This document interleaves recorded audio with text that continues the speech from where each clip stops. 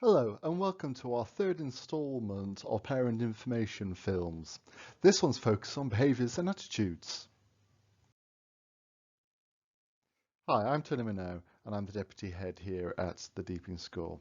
I have oversight of the school's pastoral systems, behaviour and reward systems, as well as our attendance procedures. In this video, I want to discuss the outcomes of the school's 2020 Ofsted visit for my areas. I want to talk about the improvements we've made and were highlighted in our recent monitoring visit, and then I want to discuss what I think our next steps are to continue our improvement journey. So when Ofsted came to visit us in January 2020, they stated that the rate of fixed term exclusions for poor behaviour was just too high.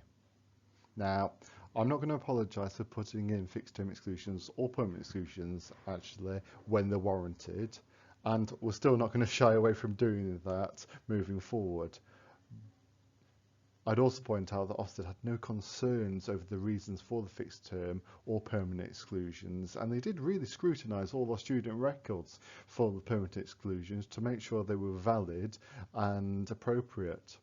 However, still our number of fixed term exclusions was above the national average, and that would suggest or could suggest that at that time the amount of poor behaviour and serious poor behaviour was higher than the national average as well. Now, Ofsted came back for our monitoring visit and they noticed quite a bit of a change. The number and length of fixed term exclusions has reduced over time. Our expectations haven't changed, but the number of serious events that require fixed term exclusion within the school have reduced over time. I'd also say that the length has also reduced because actually I'd prefer to get the parents and the carers of the students who are breaking the school rules in really quickly to reintegrate the student to make sure everybody understands that that behaviour just isn't acceptable and won't be tolerated here. You don't really get much more from a 3-day exclusion than you get from a 2-day exclusion. The 1 day doesn't have that much more impact. And actually, for some students, internal exclusion, where you have to be on the site, is felt to be more of a sanction than actually going home. So I can say that since the monitoring visit, the number and the reasons and the requirement to put in fixed term exclusions has reduced, and that's quite a success for the school. Obviously, the next step then is to focus on the behaviours that disrupt but don't actually escalate to a fixed term exclusion.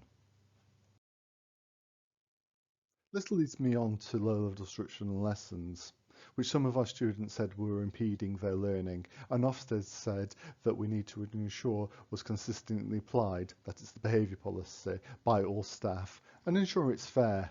And whilst when they came back for the monitoring visit, they did say we'd improved, they also said we hadn't eradicated the problem. And I think that's fair, and actually it matches what parents and students have told us. We still know we have more work to do. Although I would say that any school, even an outstanding school, would always say they had more work to do in ensuring consistency. In fact, the work never stops in this situation. So we tried different approaches over the course of this year.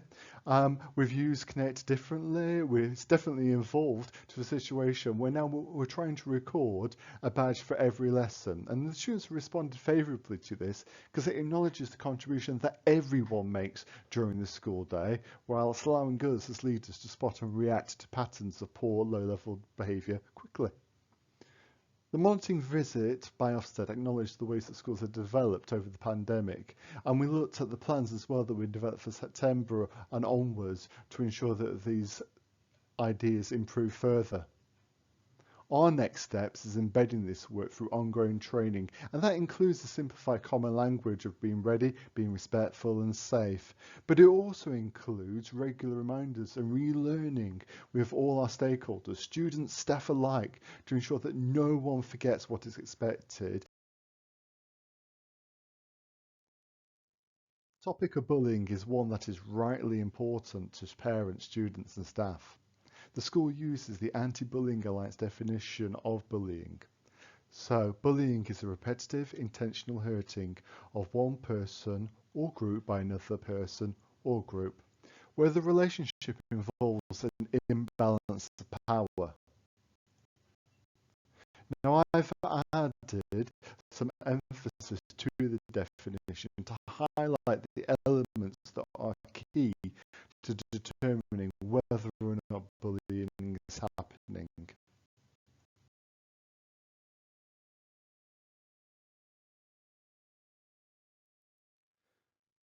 When Ofsted visited in January 2020, our students said that they didn't believe bullying and falling out were effectively resolved by teachers.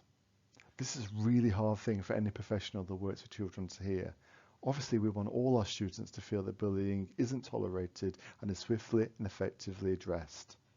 Some of this requires us to understand, though, that actually bullying and falling out are quite different. So we have to have a common language. And our common language we use is unkind behaviour, moving on to peer-on-peer abuse, moving on to bullying.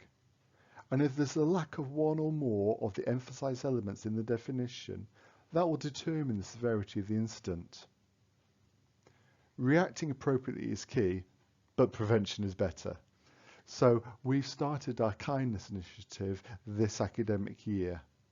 Drip feeding through assemblies, tutorial, PSHE, and even backgrounds on the computers, the sort of behaviours that we want to see are kind behaviours in all the students and how they react to each other.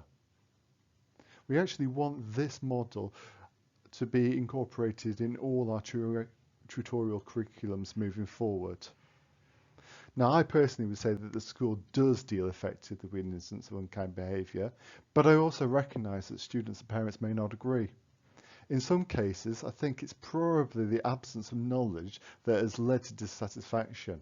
So developing trust through effective communication, feedback, and a review is key to ensuring your satisfaction with our responses.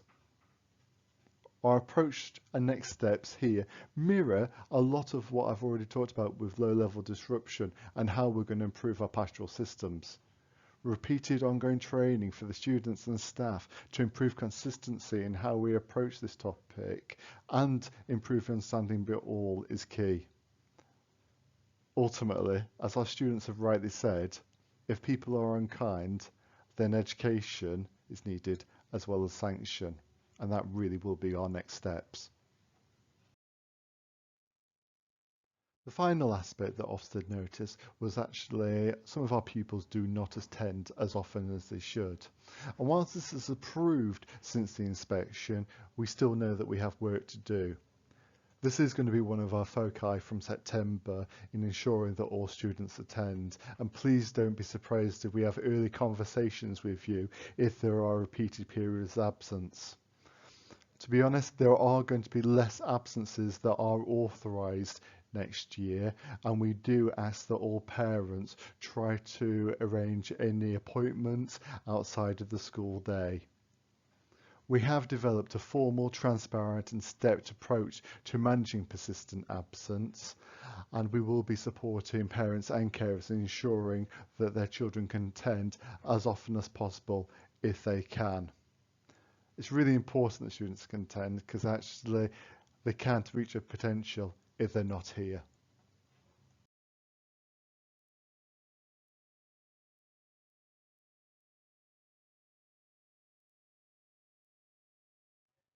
Finally, I want to stress that we're very mindful of the fact we can only improve our practice by strengthening our lines of communication between school, students and home.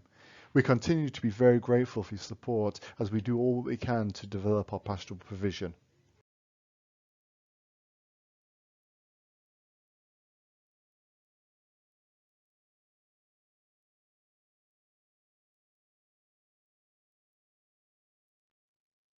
Thank you for listening to this presentation.